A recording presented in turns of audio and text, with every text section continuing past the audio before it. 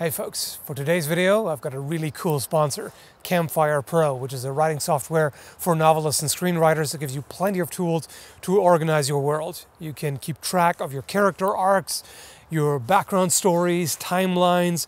It gives you maps where you can place location pins with information about the locality. There's a world building pack that allows you to create species, languages, cultures, magic systems, items. This would also be great for game masters to make it harder for your players to fluster you if you just have an entire encyclopedia about your world available that allows you to quickly find something. They can go for that random NPC that they suddenly get fascinated by. It's a one-time purchase, no subscription needed. There's a 10-day trial and a 10-day money-back guarantee. It's also got very positive reviews on Steam. Seems pretty freaking neat if you ask me. Check it out, link is down below in the description. Being creative can be quite difficult, but on some days you also just wake up with an idea. Like today. I woke up and I was like, I should make a video about using ranged weapons in melee.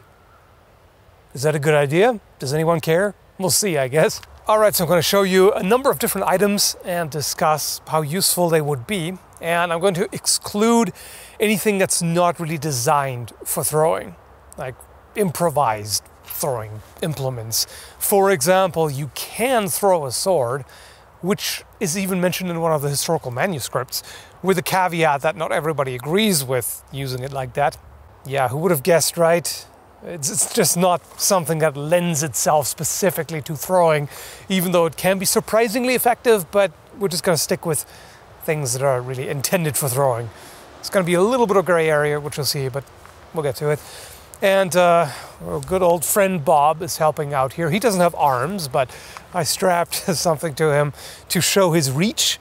So if I can punch him in the chest, he could do the same. So that's his unarmed range, but it's a visual indicator, and you can imagine what it would be like with various weapons. So I'm going to go from worst to best in loose order. It's not going to be very specific, well-defined spots, because some of them are arguably fairly equal or would be different depending on the situation, but in general, overall from worst to best. And I'm applying this mainly to role-playing settings because the idea is to maybe give some of you inspiration for custom rules and things like that, but you can also apply to hypothetical historical scenarios. So the worst thing I can think of if you had to defend yourself in melee and that's all you had is something I don't have on hand, but there's not much to say about it. The sling. I mean, come on, it's a pouch with 2 strings. What can you do? How can you fight with that in melee? That would require some creativity. It's not going to be very good. Next up, the shuriken, specifically the star-shaped version, which is prohibited in Canada because apparently some politicians have watched too many 80s ninja movies. So I just cut out this rough mock thing out of wood. And I say star-shaped because there are other forms of shuriken, like the bow shuriken, which is a spike. But we're talking about the throwing star. Now, this would be not fantastic. First off, very limited reach, of course. And this really depends on which type it is. There's so many variations, and basically the more points it has, the worse it would be to use, because then it becomes really difficult to, how do you actually, fit it in your hand and grasp it securely. With the 4-pointed version, it's easier because then you can kind of wrap your fingers around like this. You could use it like that, or if the hole in the center is large enough, you could get a finger through and hold on to one of the spikes and try to use it this way. And this sucks, I can tell you that. This in particular, this really hurts the hand. Of course, if that's all the character has to defend themselves with in a life or death situation, it doesn't matter how comfortable or how painful it is, but it's also hard to hold on to. So if I were to strike with this, it would be easy to lose this, get it wrenched out of the hand.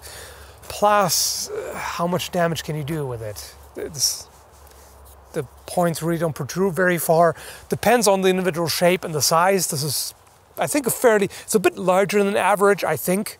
But even if you have something a lot larger, it's just you don't get that much penetration. That's what she said, har har. So the best chance would probably be to try to attack the throat with it. So kind of rake it like that. It would be something. So basically it would be assisted unarmed fighting. It wouldn't give you that much of an advantage, but it's better than nothing. Next up, the bow. Is this really better than using a shuriken in melee? It's debatable, so here's my take on it.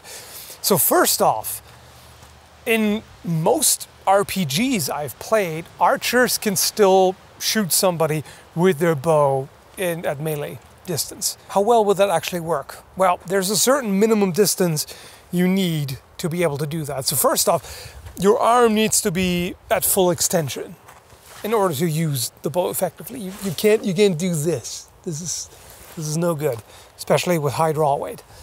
So that for one, and you can't shoot anybody like this. You need at least the length of your draw in distance from the target, because the arrow needs to be able to get the full acceleration. This is the point where it stops. This is where it has delivered all the kinetic energy to the arrow. Right? It's probably going to go a little bit further forward as the string comes forward with quite a bit of force. It's not going to stop exactly here. It's going to over travel a little bit, but basically that's what you're dealing with. So that's the minimum distance at which an archer could still shoot an enemy, theoretically. And I say theoretically because watch Bob's reach here. Like, this is the distance where he can literally grab the bow and wrench it away, or try to prevent me from doing that. So in theory, you could shoot from here. In practical terms, by that time, he's already so close that he's probably going to do something about it. If they just stand there statically and wait their turn, the way it is in a lot of RPGs, then yeah, you can do that. If they politely wait their turn. If they don't, then probably they're going to wrestle you for the bow, or just cut you down with their sword or axe or whatever they have, because you're not going to be able to parry anything with this.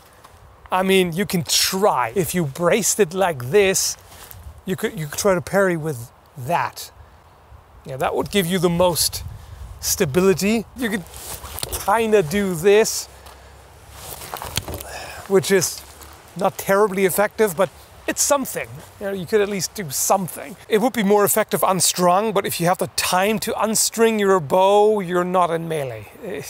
And at that point, it's better to draw a sidearm. It's always better to draw a sidearm, of course. You could perhaps combine it using the bow in an attempt to control the opponent's weapon, and then use the arrow. You'd have to grip it pretty low, because otherwise it's just gonna break. So it's awkward, but at least it gives you some reach and a chance of parrying attacks, which you don't have with a shuriken. Then we've got the pistol, assuming that you're out of ammo, because a pistol can be used at extremely close distances as well. If you hold it close to yourself, you can still absolutely use it. But we're just going to assume it's useless, and that's all you got to defend yourself with. So this really depends on the pistol. This one here has quite a long barrel, so this would be pretty decent. The longer the barrel, the more leverage you get and the harder you can hit. Something like a buntline would be pretty effective no matter how you use it, but even this would be pretty good. You can strike with it in various ways. You can jab. All right, the Chakram. For this one, you need sturdy gloves to be able to hold it, because it's sharp all the way around. And of course, that means you can use it. You can use the sharp edge against the opponent. It's not much for parrying. That would be, I'm going to say it's impossible. I'm not even going to go with difficult. I don't really see it. But this would be pretty decent as far as improvised throwing weapons are concerned. It's awkward to hold, but it would be pretty decent. There are a number of things you can do with it. You can use it quite fast. And if the enemy tries to grab it and disarm, the fighter could just twist it in their hand to get it out. Of course, that could also apply to you if they're faster. Throwing knife. This really depends on the size and shape. This could be better or worse than the Chakram. Definitely better in the sense that it's more suited to be held with a firm grip. Doesn't require gloves. If it's something like this one here is pretty small, and the general problem with throwing knives, of course, is they usually don't have handles. Some do, but most of them generally don't have handles because they don't need them. Gripping something just like this makes it way harder to hold on to it because it just doesn't fill your palm. So there's a lot less contact between the knife and your hand. Now, of course, you can use this in melee the way you would a knife, but this will be pretty difficult. This, quite a bit better. So this is a bit more secure in the hand, still not as good as a knife or dagger, but this could be absolutely be used. So yeah, depending on the shape and size, not too bad. Not as good as a knife or dagger. This would also include a number of other throwing weapons, like a throwing dart. This is a Roman plombata. This one in particular is kind of neat because it has that lead weight there, so it has something to stop your hand from sliding forward. So this would actually be more powerful to use if you had to. You know, the fletchings in this case are a bit in the way, but it's not too bad, and this would be okay. What if a fighter runs up to an archer with a crossbow? This has a few advantages over the bow in melee, in my opinion. For one, it's easier to shoot at a very close distance. So if you've got it already spanned and loaded, the minimum distance you can get away with is basically this. You can hold it really close to your body, and you can shoot from here, assuming you've just taken your shot, and it takes quite a while to load this, of course. So now you have to defend yourself.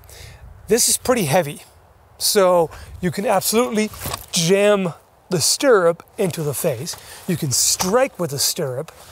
You could try to strike with a prod, but the problem here is that it's in this case it's just held in place with wedges. So with enough force, you would probably just drive this through, and you would loosen it up, and that would make it not just ineffective for abuse as melee weapon, but also for shooting. So then you'd have to put it back together. But it certainly has enough heft to get away with strikes like that. That would be pretty nasty to deal with.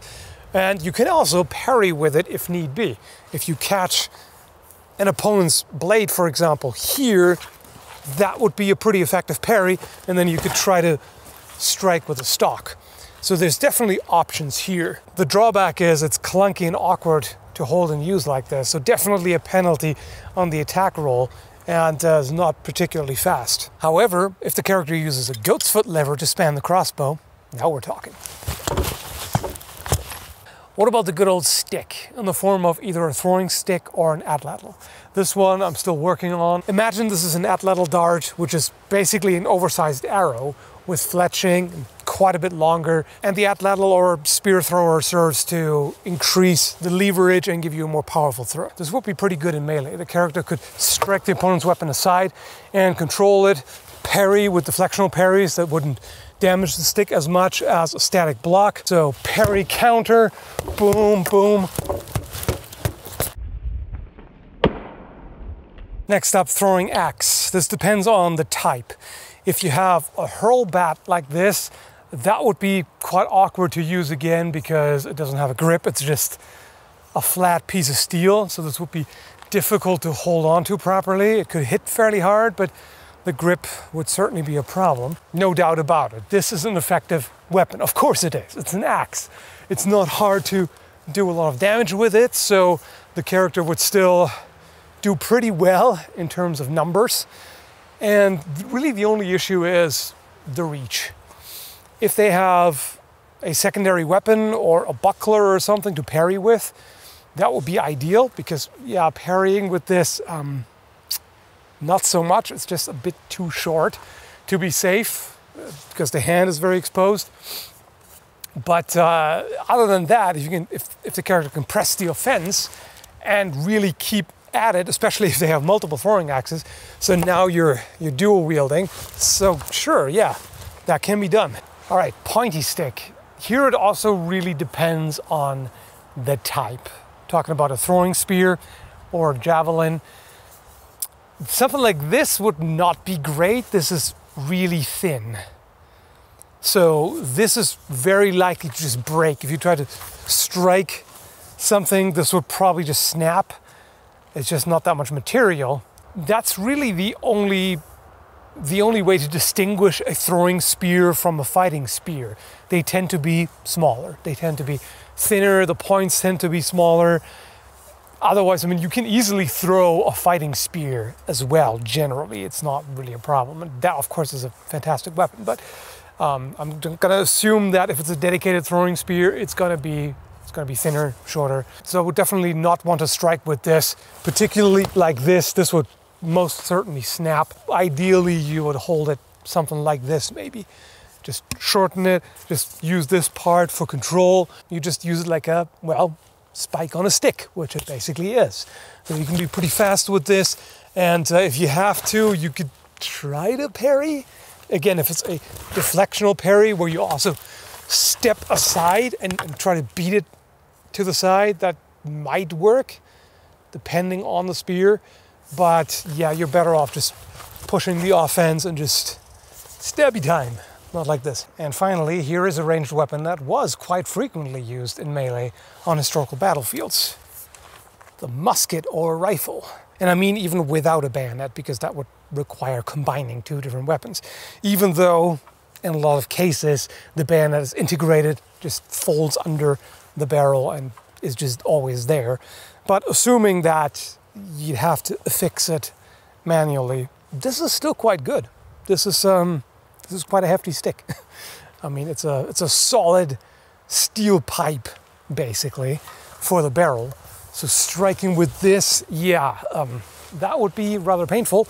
And jabbing with it as well, even without a bayonet, that would also do quite a bit of damage.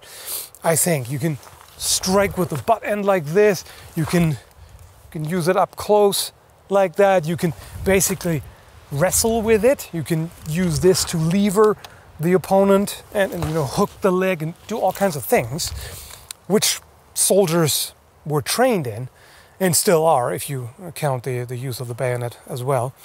So that would work pretty well. You wouldn't really have much of a penalty on melee. I mean, sure, compared to dedicated melee weapons, this is a bit clunky. It's not balanced for fighting with it as such, and it's not the most effective compared to, you know, say, a polearm, but it would and has done the job. So if firearms are available in that RPG setting, then yeah, not much of a penalty needed for sure. Anyway, that's all I've got for right now. Hope you found it entertaining. Thanks for watching. Again, check out the link in the description down below, and have a good one, folks.